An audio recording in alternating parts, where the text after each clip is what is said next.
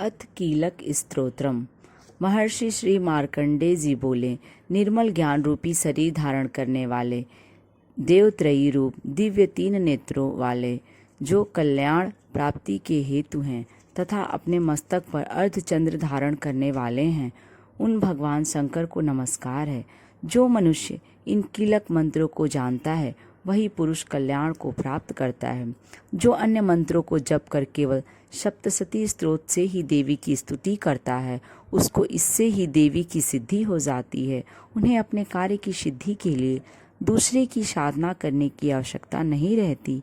बिना जप के ही उनके उच्चाटन आदि सब काम सिद्ध हो जाते हैं।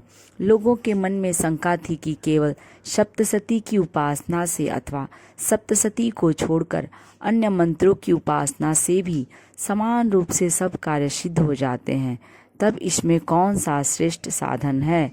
लोगों की इस शंका को ध्यान में रखकर भगवान शंकर ने अपने पास आए हुए जिज्ञासुओं को समझाया कि यह सप्तशती नामक संपूर्ण स्त्रोत ही कल्याण को देने वाला है। इसके पश्चात भगवान शंकर ने चंडिका के सप्तशती नामक स्त्रोत को गुप्त कर दिया। अतः मनुष्य इसको बड़े पुण्य से प्राप्त करता है। जो मनुष्य कृष्ण पक्ष की 14 अथवा अष्टमी को एकाग्रचित होकर देवी को अपना सर्वस्व समर्पित कर देता है और फिर उसे प्रसाद रूप में ग्रहण करता है, उस पर दुर्गा प्रसन्न होती हैं, अन्यथा नहीं होती। इस प्रकार सिद्धि के प्रतिबंधक रूप कीलक के द्वारा भगवान शंकर ने इस स्तोत्र को किलित कर रखा है। जो पुरुष इस सप्तशती को निष्कीलन करके नित्य पाठ करता है वह सिद्ध हो जाता है। वही देवों का पार्षद होता है और वह गंधर्व होता है। सर्वत्र विचरते रहने पर भी उस मनुष्य को इस संसार में कहीं कोई डर नहीं होता।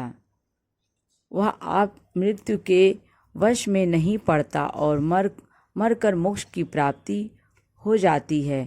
किंतु इस कीलक की विधि को जानकर ही सप्तशती का पाठ करना चाहिए। जो ऐसा नहीं करता वह नष्ट हो जाता है।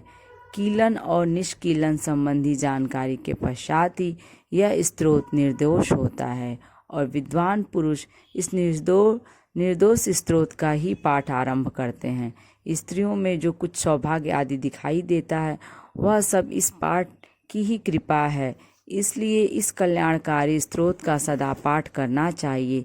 इस स्तोत्र का सैने पाठ करने से भी स्वल्प फल की प्राप्ति होती है। इसलिए उच्च स्वर से ही इसका पाठ करना आरंभ करना चाहिए।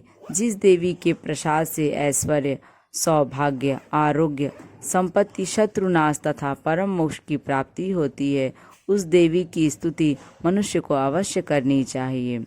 यदि ये वीडियो अच्छी लगे तो लाइक करें और यदि मेरे चैनल पर नए हैं तो इसे सब्सक्राइब करें।